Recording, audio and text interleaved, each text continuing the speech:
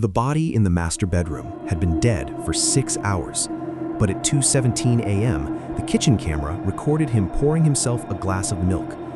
The police would later confirm the time of death, cardiac arrest, instant, and yet the footage showed him standing there, breathing, blinking, scratching the scar on his neck the way he always did when he was thinking. The glass trembled slightly in his hand, and then he looked directly into the camera and smiled. Har Har Mahadev, my friends. How are you, my family? What you're about to hear is not just a horror story, it's something that changed an entire household forever. The Whitmore family had moved into the Caldwell estate in the fall of 2022. It sat just outside the small town of Black Ridge, Ohio, a 19th century Victorian mansion perched on 15 acres of private land, surrounded by tall iron fencing and ancient maple trees that locals said had been there longer than the town itself. Daniel Whitmore had purchased it at an unusually low price. That was the first mistake. Daniel was a self-made real estate investor in his early 40s. He believed in numbers, contracts, and opportunity, not rumors. His wife, Laura, had hesitated. Why would a house like this sell for less than a condo in Columbus, she had asked. Because people are superstitious, Daniel replied, signing the final document, and superstition is profitable. They moved in with their 2 children, 16-year-old Madison and 10-year-old Ethan. At first, the house felt like a dream. High ceilings, crystal chandeliers, original hardwood floors that creaked with character instead of decay. A grand staircase that spiraled upward like something out of a period film. Laura decorated the parlor with antique mirrors she found in the attic. Madison started filming TikToks in the long hallway where sunlight streamed through stained glass. Ethan claimed the East Tower bedroom and told his friends he lived in a castle. Daniel walked through the property every evening, admiring the land he now owned. He told everyone at the Black Ridge Country Club that the estate would triple in value once he restored it. And for a while, everything felt normal, until Laura noticed the basement door. It was located behind a panel in the dining room, hidden beneath wallpaper that had been painted over several times. She found it by accident while cleaning. The door wasn't on the original floor plan, and it had been sealed, not locked, sealed with thick industrial resin along the edges. Daniel laughed when she showed him, probably an old wine cellar. But it wasn't on the inspection report, and it didn't have a handle, just a small metal indentation, like something had once been bolted shut from the outside. Daniel hired a contractor to open it. The man lasted 2 hours. He came up pale, dust-covered, refusing to explain why he wouldn't continue. "There's nothing down there," he said, eyes avoiding Daniel's. "Just leave it." Daniel called him dramatic and finished the job himself. When the seal cracked, a smell poured out. Not rot, not mold, something dry, like old incense. The staircase descended into a narrow underground chamber lined with stone. In the center sat a wooden table. On the table was a brass bowl filled with hardened black residue, and around it, carved into the floor, was a circular symbol. Not a pentagram, something older, something geometric, precise. Daniel took pictures, laughing. Probably some weird Prohibition-era ritual junk. Laura didn't laugh. Neither did Madison, who claimed she felt watched the moment the door opened. Daniel had the room cleaned. He removed the table. He capped the brass bowl. He placed it in his office upstairs as a conversation piece. That night, the first thing happened. The security system, newly installed, recorded movement in the basement at 2:17 a.m. No one was there. The motion sensor activated for exactly 9 seconds, then stopped. Daniel blamed faulty wiring. The next night, food began disappearing. Milk levels dropped, bread slices missing. Ethan was blamed. He cried, insisting he hadn't gone downstairs. Laura believed him. Daniel didn't. Then, Madison woke at 3:03 a.m. to the sound of someone walking down the hallway outside her bedroom. Not pacing, walking, slow, deliberate. She checked her phone. She texted her mom. No response. The footsteps stopped outside her door. She held her breath. The handle did not turn, but something brushed against the wood, softly, like fingers dragging downward. In the morning, there were 3 faint vertical scratches, too high to be Ethan. Daniel installed more cameras, inside the hallway, inside the kitchen, facing the basement stairs. For a week, nothing happened. Then came the footage. At 2:17 a.m., the kitchen camera flickered. Daniel appeared. He walked calmly to the fridge, poured milk, drank it, stared directly into the lens, then walked out of frame. But Daniel was asleep upstairs. Laura shook him awake at 6:30. He insisted he never left the bed. Security logs showed the bedroom door never opened, and the timestamp aligned with the motion sensor in the basement. When Daniel reviewed the footage again, something else became clear. The man in the video was Daniel, but he wasn't blinking, not once, for the entire 37 seconds. No one realized at the time that the real horror had already begun. Daniel grew obsessed. He reviewed hours of footage daily. He slept less. He became irritable. He started locking his office door. Laura noticed the brass bowl had moved. It had been on the bookshelf. Now it sat centered on Daniel's desk. He didn't remember placing it there. One afternoon, Ethan came home from school early, stomachache.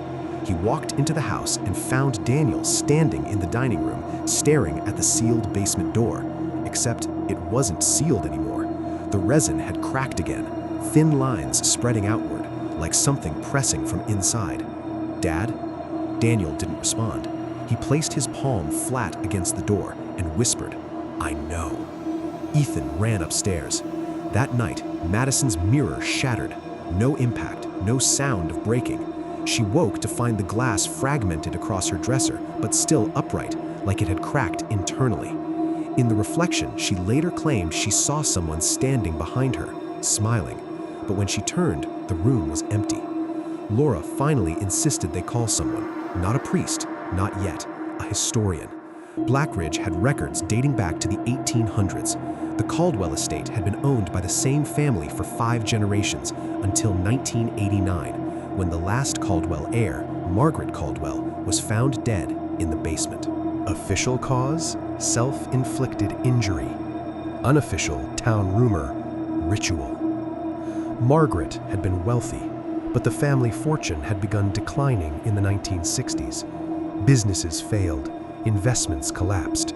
Then suddenly, unexplained gains, stock predictions that defied logic, oil contracts signed days before discovery. Blackridge whispered that the Caldwells had found something, or fed something. The basement chamber matched symbols from a private 19th century occult society rumored to operate in rural Ohio. Nothing proven, just stories. Daniel dismissed it, but that night he dreamed. He stood in the basement. The wooden table was back, the brass bowl full. A voice behind him whispered, "An exchange." He woke with blood on his pillow, from his nose. He began locking himself in the office at night. Laura heard murmuring, not prayers, negotiations. But what happened the next night changed everything. At 2:17 a.m., all cameras activated simultaneously. The basement sensor triggered, the hallway light flickered, and the kitchen camera recorded something impossible. Laura stood at the counter, except Laura was asleep beside Madison in her room, terrified after the mirror incident. The figure in the kitchen moved stiffly, like someone wearing her body. It opened the fridge, removed raw meat, placed it into the brass bowl, which now sat on the counter. Then it spoke, not loudly, but clearly. Interest must be paid. The next morning, the bowl was back in Daniel's office, but the inside was wet. Laura confronted him. He broke. The estate hadn't been a coincidence. Daniel had known. Not about spirits, but about Margaret Caldwell's private journals, purchased at an auction months before the house went up for sale. He had read them. Entries about restoring prosperity, about a contract beneath the earth, about sacrifice that wasn't death, but offering. Margaret had written, "It does not want blood, it wants presence. It wants belonging." Daniel had believed it metaphorical, symbolic of risk. He thought buying the house would be a psychological boost, a manifestation of success. But when the market turned against him weeks after moving in and he lost 2 major investments, he went back into the basement, alone. He brought the brass bowl and he whispered, "I'll give you whatever it takes." He didn't tell Laura. He didn't tell anyone. 2 days later, his failing stocks rebounded. Investments recovered. An unexpected business opportunity appeared. He told himself it was coincidence, until the milk started disappearing, until the cameras recorded him smiling, until Ethan stopped sleeping. The boy began drawing pictures, circles, basement floors, a tall, thin shape standing behind a man. Laura found one drawing with a sentence written in shaky pencil. "He says Dad promised." Daniel continued disappearing. Ethan refused to enter the dining room. Laura planned to leave. She packed boxes, scheduled movers. On the final night before departure, Madison insisted they sleep together in one room.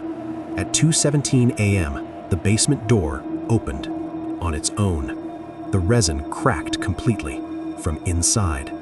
Laura heard something moving beneath the floorboards, not walking, crawling. She grabbed her phone, opened the security app. The basement camera, black. The hallway, empty. The dining room, empty. The kitchen. Daniel stood there again, smiling, holding Ethan's hand. But Ethan was asleep beside Laura. On camera, Daniel leaned down toward the child version of Ethan and whispered something. The small figure nodded. Then both turned toward the dining room. The feed cut. Laura screamed. Lights burst. Madison began sobbing, and from beneath the house, something struck the basement ceiling. Once, twice, 3 times, like knocking. Then silence. Police arrived. They found no intruders, no forced entry, no structural damage. But in the basement, the wooden table had returned, centered, perfectly placed, and on it sat the brass bowl, filled, not with blood, not with meat, with milk, still warm. Ethan hasn't spoken since that night. He smiles sometimes, at nothing. Laura sold the estate at a massive loss. The buyer paid in cash, no questions. The house lights turn on occasionally, neighbors say, even though no one officially lives there. Security records obtained months later revealed something investigators never released publicly. At 2:17 a.m., every night since Daniel's death, motion is detected in the basement. Exactly 9 seconds, no more, no less. And once, only once, the camera caught a frame of Daniel standing beside the wooden table, looking directly at the lens, not blinking. Behind him, faintly visible on the stone wall, were new carvings, not there before. 3 tall scratch marks, too high for a child. If greed hadn't blinded them, none of this would have happened. Some believe Daniel's heart attack was natural, stress, obsession, guilt. Some believe the footage was manipulated, a grieving family misremembering timelines.